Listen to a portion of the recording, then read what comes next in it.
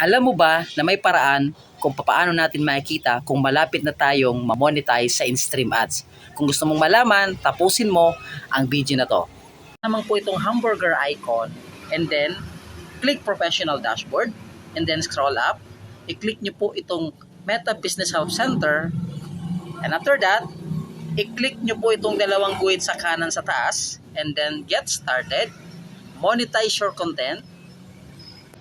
And then, click mo itong see if you qualify for in-stream ads. And then, click nyo po itong start earning. Tapos, i-click nyo po itong check it out.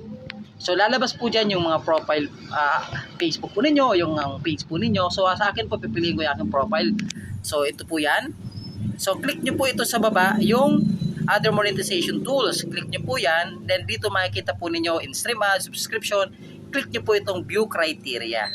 Yan, dito nyo po makikita kung malapit ka nang ma-monetize. So, ang requirements po dyan, dapat may 5,000 followers, may 60,000 minute views na kuha nyo po, and then, 5 active videos. So, kung nakatulong po itong video na ito, please follow for more videos and updates, and please like, share, and comment. Thank you so much. God bless!